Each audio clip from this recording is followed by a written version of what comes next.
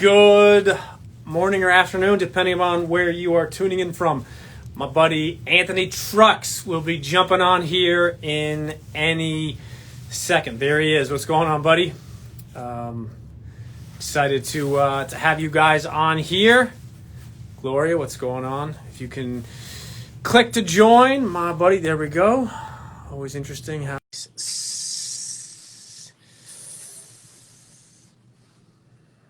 There we go. Connecting away. Yo! How you doing, brother? I can't hear you. Can you hear me? There it is. Can you hear me? Yes, I got you loud and clear. How are you doing, Couldn't brother? hear you either for a second. I was like, well, I can't hear the guy. What's going on, man? Nothing. I'm rocking and rolling. I got a fast-paced day, dude. I got some good news from my speaking agent. We're working on solidifying some deals with some like very large corporations for some speeches. So I'm looking to serve some of those people. I got a program starting tomorrow that I'm super excited about because it's my coaching program. It's the incubator. So it's cohort 7 of some incredible humans about to do some cool stuff in the world. And my wife's good. Kids are good. I'm good, man. How are you doing? I'm doing good. So I know, when you're a stand-up comedian or you're a music act, you have like your warm-up. So for these big acts you have, I'll go on tour with you and I'll be the court gesture. I'll dance, I'll sing, whatever. Come out, man. Come hang out, do your thing, like warm them up. You know what I'm saying? So we did on your podcast when I was on a few weeks back, and I appreciate that. You had talked about the book, so I got to ask you, how's the book? What's the book? What's the next step, and all that fun stuff? Yeah, the book is called Trust Your Hustle. Not Trust Your Hustle. It's my first one. My brain just logged out for a second. It's logged back in. It's called Identity Shift. Upgrade how you operate to elevate your life. The idea is a lot of people hear about mindsets. A lot of people hear about habits and performance, but people don't realize that like those are all wrapped up in the burrito of your identity. And if you understand how those things can be adjusted by making one shift, it's like one domino knocks it all down. So if the dominoes are all these different things, you learn to knock that domino down, man. Everything's smooth. Your mindset's great. Your habits are great. Performance picks up. So the book it's more of the science behind the scenes, but also a personal story. So when you read it, you'll finally understand, like when people say identity, what do they mean? And when I say identity shift, what do I mean? And how that's incredibly valuable for people who are, trying to overcome whatever it might be to get to their next level, whether it's imposter syndrome or whether it's a lack of effort or poor consistency or whatever. Or here's the one. It's the people who are like, I don't need that. I'm good. If I just keep working hard like this, then I'll reach my $1 million or my next million. Don't work that way, man. There's a lot of things that are in the way. And so the separation is who are you with what you know. And some people, they get to that point of stagnation. They're doing good. On the outside, like they got a certain level of success, but they want more. And when they want more, how do they get there? This book helps clarify what that looks like. When's the book out? May 18th. May 18th is the publishing date. I got it written down in front of my office here, so I always am looking at it because I'm not done writing it. I'm still in the writing process. You don't have to have it done to have it out. You know that, right? Just put it out anyway. Oh, we're getting it done. With the books are different. I would put courses out and stuff and like build them as I go in the past. But now like the book, I might want to have that written before you buy it. But we're doing pre-sale type stuff, I think, here soon. It's not till May 18th. And we got the covers I think we're down like the last 2 or 3 cover options. But man, it's coming along good, man. I really am excited for this to get into people's hands. What's interesting about the cover when we did our book, and obviously I have it in front of me. Like like just the colors. Oh, we got it, dude. Oh, you are the man. I got it. You found it. It's right there. Yes, you are the man. There it goes. But like when we were looking at our cover, it's like little things where you're like, no. But it's almost the hardest in some way because it's kind of, I'm not funny, but it's the outside as opposed to. I remember my publisher's like, he's like, you understand it's really the inside. I'm like, I know. He's like, but he's like, if you have an amazing cover that's 3D but there's nothing in it, he's like, that's not the way it works. I'm like, well, what about we have both? We have a fantastic inside, have the outside. But I get it. So when you and I were texting, going back and forth this weekend, and I asked you, I said, hey, would love to jump on, and I know we only have about 10 minutes left, but ironically, you jumped on this morning, and I on your Instagram Live, and I watched for a couple minutes, and you spoke about something which I think is more important today than ever. And it's the idea and the concept of controlling the controllables. And as you know, I work with a bunch of college sports teams, and you and I are both former college athletes. But the one thing that the programs I'm working with now are dealing with that you didn't deal with and I didn't deal with and our coaches didn't deal with is the unknown of if we're going to have a season, what it's going to look like, if we start in, December, and then all of a sudden we have 3 weeks where it gets shut down. So I wanted to ask if you wouldn't mind just touching on, maybe you have a suggestion or two to those people that are just really struggling with, how do I control the controllables, especially during these crazy times?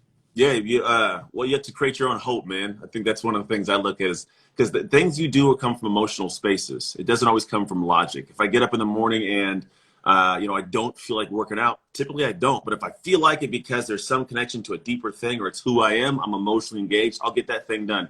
And so what I look at is you got a lot of individuals who the world has vastly changed, pulled out from beneath them, and we feel like a leaf in the wind. And what I believe people should do is you create your own hope by creating momentum. And you create momentum by creating action. And you don't always know what it's going to turn into. But like I look at it in a weird way. Like if I was a college athlete and I was sitting there in a situation, I'm not saying I am, and I'm not saying that I have, every touch point going on, but I think back to my days and I'm like, man, what would I do? Well, I realize everybody for the most part is experiencing the same thing and everybody's going to do something. What does my natural easy gut tell me to do? And that would be hang around, chill and do that. But I'll be like, okay, if they're all doing that, what will set me apart? And what would set me apart would be preparing for something that I don't see, so that when the moment arises, I am 17 levels ahead of those fools because they weren't doing anything. Now, that could be reading a playbook. That could be preparing for the pros. That could be, working out. It could be a multitude of different things. But the thing is, our gut will tell us because it'll first be met with, I don't want to do that. It'll be met with that. I'll be like, I don't want to do that. And then that's a trigger like, oh, if I don't want to do it, I bet the other 99% of people don't want to do it also. So if I'm going to be 1%, I'll do opposite of that. So if I was sitting around and I had a lot of time on my hands, like my son right now, he got a lot of time hanging out. I got him on a regimen. It's literally right here. Here's my son is on a very specific training regimen that he's going through 4 days a week of lifting and training. Because when the time hits and the world opens, he's going to be the one that's the guy that's not sitting there hanging out. And he didn't like it at first, but he starts creating momentum. And now like you see the transformation. You see it a little bit stronger, a little bit faster, things get a little bit smoother. And now all of a sudden it's like, hey, when the doors open up, I'm hitting those things with like some pride about me, where I'm gonna come out and do some things. And guess what? The world's gonna come back and they're gonna see those who are showing up. And if you did the work in the dark, you can shine in the light. And so for me, like if I'm sitting here telling somebody, hey, think about the moment the lights come back on. What are you doing in the dark so you can shine when those lights come back on? I love that. Just to take two things you said is you shared, first of all, the word hope, but you said something 3 times that I want to just repeat in case people missed it, is when the world opens back up. So here's the reality. Whether it's a month longer, 2 months, 4 months, 8 months, I'm not going to guess. I'm not going to even, go down that road. But what you said is so true, is things are going to get back to normal, whether it's schools, politics, business, it's going to. And what you said really hit me is when the lights come on, let's say for your son 3 months from now, and people are going to see who put the work in. So whoever's out there, and the other thing you said too, which I loved, is you said the word action, right? And it's about taking action. And fast forward 4 months from now, right? Let's just say that your son is playing baseball in the spring, right? Yeah. 4 months from now, coach is going to roll the balls out and you're going to have batting practice. You're going to take infield practice. The pitchers are going to go on. And all of a sudden, the pitcher that used to throw 90 mile an hour and strikes, and all of a sudden the ball's flying all over the place and guys are having a tough time hitting. The coaches aren't going to say, well, they're going to know. And all of a sudden your son comes in and he's just on point and he's crushing the ball and he's first guy on out of the sprints. It's going to show. So for anybody who's watching this, jumping on, is think about what you can do now. Like you said, the action, because the reality is we are getting through this and we are going to see who put the work in. Yeah. And it's like this is the moment you get to get ahead and stay ahead. Some people look at individuals like, let's say a normal world, it's like, man, how did that kid get ahead? Because once you're ahead, if you keep doing work, you stay ahead. Like you can be in better shape. You can be stronger. You can be more powerful, make more plays, get more notoriety, get more pub, get more love, get more money. Like it just keeps climbing. And it's like, now is the time to create that gap. You can create that space, that gap, and you can actually get to the point when the world opens up. If you're the one that's got to the skill set and you're ahead of the game all of a sudden, it's going to be hard for them to catch up because they can't make up the time. I think Kobe Bryant talks about in one of his videos years ago, he's like, some guys, they get up at 8 o'clock, hit the gym for a couple hours, and they do their thing, whatever it is. He says they may get like 3 hours of work. He's like, but I'm there from like 5 to 8 getting 3 hours, and I go home for a break, and I come back in the middle of the day. He's like, you got 3 hours a day. I got like 8. By the end of the year, I'm like 2.5 years ahead of you, man, like of skill and time. So you can't make that back up. So right now it's like create that gap if you can. Dude, I love that. And obviously we're both sports guys, and Kobe was somebody that I really respected. But that's something that I don't think people understand is, and I talk about the positive mental advantage, but I also talk about the PCA, the positive competitive advantage. And obviously you have to do the right work and you have to do the right exercises. But for example, if you and I are competing for the same spot, let's say on the football field, and if you're getting to the gym at 6 a.m. and you're putting in 2 or 3 hours in the gym and you're working with a mental coach and a strength training coach, and I get there at 12:30, and then we both then start working, maybe I'll put in 2 hours then, but you've put in 3 hours before me. And if you do that the next day and the next day, now all of a sudden at the end of that week, you've put in 12 to 15 hours more than I have. And if you continually do that, it's like people don't realize that you can't out-train a bad diet. If you eat terrible for 2 weeks, I'm going to work out for 10 hours straight. It doesn't work that way. But don't work, unfortunately. I love that analogy, though, is getting ahead and staying ahead. So before we jump off here, any other advice for anybody that's maybe just struggling, staying positive, and really getting ahead during these crazy times? Yeah, man, you got to borrow joy. I think that's a good message to leave on, is you got to borrow joy. There's inside of us all this joy tank. And when your joy tank gets low, it's hard to grab that just randomly out of the air. So you have to go around somebody who has more of it and can pour into your tank of joy. This is why being around humans when you're in a sad place is a good thing to do, because some people have more. And so what you do is you borrow. Borrow is a key word there. Just be around, hang out, have fun, joke. They'll say some dumb things. They'll say that it's fun.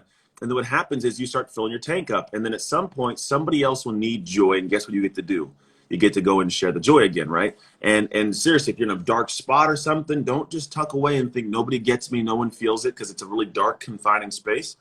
Go around people who just have a happier disposition, and you'll find you come out of the funk a little bit more, and you feel a little bit better about life. When you do that, it makes life better, because life's a mirror to us. If I'm in a funky mood, I show up funky, I do funky things, I respond odd.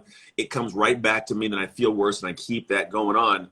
But if I'm able to flip it, my man, the beast note, if I get to the point of giving some positivity, I borrow joy and give it to the world, I get more of that back. You give a smile, get a smile, say hi, you get a hi back, and that's how everything climbs. So how you're experiencing like the internal will be how you experience the world. And if you need some more of that, go borrow some joy, man. I love that. And that's a fantastic way to end this and you talked about a little bit on your podcast with me that, you borrow someone's joy. You don't steal from it. You're not taking it. And if I borrow some of your joy, it doesn't take away where you don't have any joy left. It just allows me to be in a better place. And then, like you said best, is a week, a month down the road, somebody's going to need it and I can pay it forward. So my man, dude, I appreciate you. I hope you crush the rest of your day, and look forward to connecting again soon. You too, man. Take care. God bless. Later, buddy. All right.